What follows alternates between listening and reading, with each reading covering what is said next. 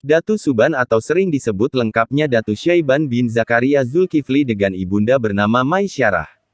Beliau hidup di Kampung Muning Tatakan Kabupaten Tapin Rantau Kalimantan Selatan. Beliau semasa hidupnya mempunyai tingkat martabat tinggi dan mulia, karena ilmu dan amal agamanya sangat luas dan lengkap. Di samping itu, beliau mempunyai kepribadian yang peramah dan paling disegani oleh masyarakatnya terutama para muridnya. Datu Suban adalah guru dari semua datu dari orang Muning. Selain ahli ilmu tasawuf, Datu Suban juga ahli ilmu taguh kebal ilmu kabariyat, ilmu dapat berjalan di atas air, ilmu malih rupa, ilmu pandangan jauh, ilmu pengobatan, ilmu kecantikan, ilmu falakiyah, ilmu tauhid dan ilmu firasat. Dengan ilmu yang beliau miliki banyaklah orang berdatangan untuk menuntut ilmu kepada beliau. Di antara murid beliau, ada yang paling terkenal 13 orang yakni 1. Datu Murkad 2. Datu Taming Karsa 3. Datu Niang Talib 4. Datu Karipis 5. Datu Ganun 6. Datu Argih 7. Datu Ungku 8. Datu Labai Duliman 9. Datu Harun 10. Datu Arsanaya 11. Datu Rangga 12. Datu Galuh Diang Bulan 13. Datu Sanggul. Ke-13 murid beliau ini semuanya mempunyai kesaktian dan kelebihan masing-masing.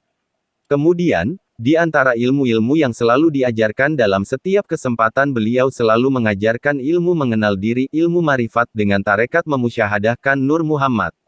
Datu Suban dikenal sebagai waliullah. Beliau memiliki karamah kasyaf yaitu terbukanya tabir rahasia bagi beliau sehingga dapat mengetahui sampai di mana kemampuan murid-muridnya dalam menerima ilmu-ilmu yang diberikannya. Seperti akan menyerahkan kitab pusaka yang kemudian hari dinamakan kitab Barencong. Kitab tersebut beliau serahkan kepada Datu Sanggul atau Abdus Samad, murid terakhir yang belajar kepada beliau, karena menurut pandangan kasyaf beliau hanya Abdus Samad kiranya yang dapat menerima, mengamalkan dan mengajarkannya untuk generasi berikutnya. Adapun karamah beliau yang lain adalah beliau mengetahui ketika akan tiba ajalnya, ketika dari mata beliau keluar sebuah sosok yang rupanya sangat bagus, bercahaya dan berpakaian hijau, ini berarti 7 hari lagi beliau akan berpindah alam. 4 hari kemudian dari tubuh beliau keluar lagi cahaya berwarna putih amat cemerlang, besarnya sama dengan tubuh beliau dan berbau harum semerbak. Ini berarti 3 hari lagi beliau akan meninggalkan dunia fana ini. Oleh karena itu beliau segera mengumpulkan semua murid-muridnya, terutama yang 13 orang tersebut. Setelah semua muridnya berkumpul beliau berkata, "Murid-murid yang aku cintai, kalian jangan terkejut dengan panggilan mendadak ini, karena pertemuan kita hanya hari ini saja lagi, nanti malam sekitar jam 1 tengah malam aku akan meninggalkan dunia yang fana ini. Hal ini sudah tidak bisa ditunda-tunda lagi, karena ketentuan Allah telah berlaku." Kemudian beliau membacakan firman Allah surat An-Nahl ayat 61 yang berbunyi, "Apabila sudah tiba waktu yang ditentukan maka tidak seorang pun yang dapat mengundurkannya dan juga tidak ada yang dapat mempercepatnya."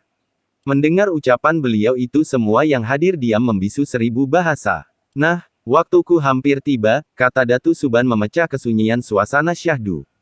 "Mari kita berzikir bersama-sama untuk mengantarkan kepergianku," kata Datu Suban lagi. Semua murid dipimpin oleh beliau serentak mengucapkan zikir, "Hu Allah, Hu Allah, Hu Allah." Perhatikanlah, apabila aku turun kurang lebih 40 hasta sampai pada batu berwarna merah sebelah dan hitam sebelah, aku berdiri di sana nanti, maka pandanglah aku dengan sebenar-benarnya, yang ada ini atau yang tiada nanti, lihatlah aku ada atau tiada. Kalau ada masih diriku ini tidak menjadi tiada, berarti ilmu yang kuajarkan kepada kalian belum sejati, tetapi bila aku menjadi tiada, berarti ilmu yang kuajarkan kepada kalian adalah ilmu sejati dan sempurna.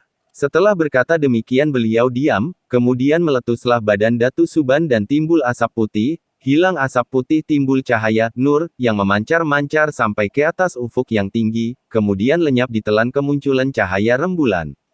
Semua yang hadir takjub menyaksikan kejadian itu, kemudian terdengar gemuruh ucapan murid-murid beliau. Inna lillahi wa inna ilaihi rajiun. Jangan lupa klik subscribe, like, dan bagikan, untuk keberlanjutan channel ini. Terima kasih.